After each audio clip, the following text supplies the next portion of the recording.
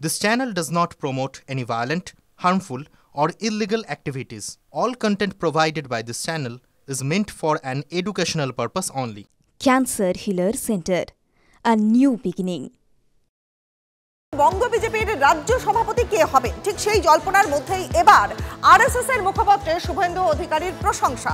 স্বস্তিকায় বিরোধী দলনেতার প্রসঙ্গে কি কি লেখা রয়েছে আমাদের সহকর্মী প্রদীপ্ত কান্তি ঘোষ এই মুহূর্তে রয়েছেন আমাদের সঙ্গে। প্রদীপ্ত, আরএসএসের তরফ থেকে যে কথা বলা হয়েছে এই স্বস্তিকা পত্রিকাতে, সেখানে যে শুভেন্দু অধিকারী যে পথে এগোচ্ছে, অর্থাৎ ধর্মীয় রাজনীতির ক্ষেত্রে তিনি যে পথে এগোচ্ছেন সেই পথকে তারা প্রশংসা করেছেন।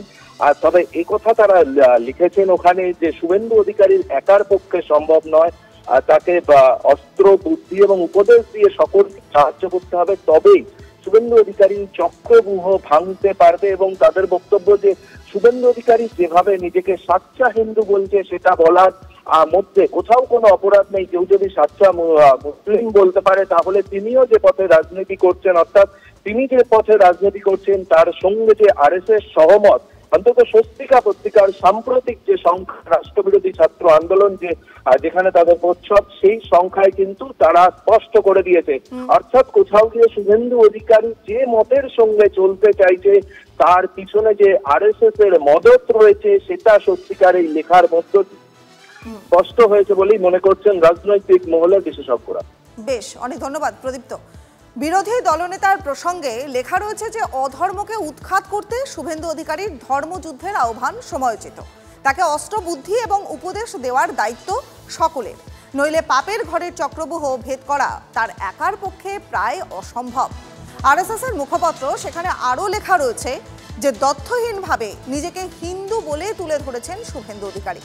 বর্তমান ভারতে এই সাচ্চা ভাবনাটাই প্রয়োজন। বঙ্গ বিজেপির রাজ্য সভাপতি ঠিক কে হবেন এই জল্পনা চলছে। ঠিক এই জল্পনার মধ্যে আরএসএস এর মুখপাত্র সেখানে কিন্তু শুভেন্দু অধিকারীর প্রশংসা দেখা গেল। শুভেন্দু অধিকারীকে প্রশংসা করা হলো আরএসএস এর মুখপত্রে। স্বস্তিকায় বিরোধী দলনেতার প্রসঙ্গে লেখা রয়েছে যে অধর্মকে উৎখাত করতে শুভেন্দু অধিকারীর ধর্মযুদ্ধের আহ্বান সময়োচিত। তাকে অস্ত্র, বুদ্ধি এবং উপদেশ দেওয়ার দায়িত্ব সকলের, নইলে পাপের ঘরের চক্রব্যূহ ভেদ করা তার একার পক্ষে প্রায় অসম্ভব। আর এই মুখপত্রে আরও লেখা রয়েছে যে দ্ব্যর্থহীনভাবে নিজেকে হিন্দু বলে তুলে ধরেছেন শুভেন্দু অধিকারী। বর্তমান ভারতে এই সাচ্চা ভাবটাই প্রয়োজন, অর্থাৎ শুভেন্দু অধিকারী তিনি নিজেকে যে হিন্দু বলে তুলে ধরেছেন, দ্ব্যর্থহীনভাবে নিজেকে হিন্দু বলে তুলে ধরেছেন। বর্তমান ভারতে এই সাচ্চা ভাবটা প্রয়োজন। আরএসএস এর মুখপত্রে ঠিক এই কথাই লেখা রয়েছে।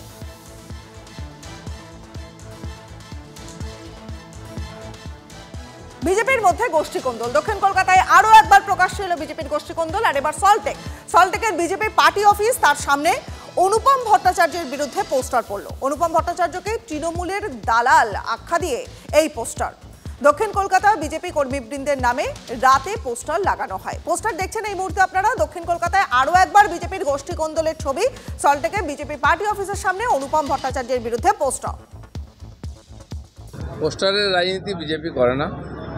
কারো ব্যাপারে কোনো সমস্যা থাকে তার অথরিটি আছে, তার সঙ্গে কথা বলা উচিত, কমপ্লেন করা উচিত, এবং পার্টির মধ্যে সেই ব্যবস্থা আছে, ডিসিপ্লিনারি অ্যাকশন কমিটি আছে। কারোর সঙ্গে কারো হতে রাজনীতিতে সব হয়, বহু লোকের বহু ইচ্ছা আছে, না হলেই সমস্যা আছে। কিন্তু আমাদের পার্টিতে তর্ক বিতর্ক হয়, কিন্তু গুলিগোলা চলে না। 26-এর ভোট আসতে চলেছে। সেই ভোটের আগে বিরোধী নেতারা তারা যে যার মতো করে ঝাঁঝ বাড়িয়ে চলেছে। মুখে মুখে তীর ছুঁড়ছেন শুভেন্দু অধিকারী। তৃণমূল কেন্দ্রীয় বরাদ্দ নিয়ে বরাবর বঞ্চনার অভিযোগ তোলে। আর এবার শুভেন্দু অধিকারী তিনি বলছেন যে কেন্দ্রের টাকা ফেলে রেখে সুদ খাচ্ছে রাজ্য সরকার, আর সেই টাকাতেই নাকি খেলা মেলা এগুলো হচ্ছে। অভিযোগ করলেন বিরোধী দলনেতা। মাস দেড়েক আগে রাজ্য বাজেট পেশ করার দিন মুখ্যমন্ত্রী মমতা বন্দ্যোপাধ্যায় ঘোষণা করেন স্মার্টফোনের জন্য 10,000 টাকা করে তাদের ব্যাংকে জমা দিই, যেটা আইসিডিএসকে দেওয়া হবে এবং আশাকে দেওয়া হবে।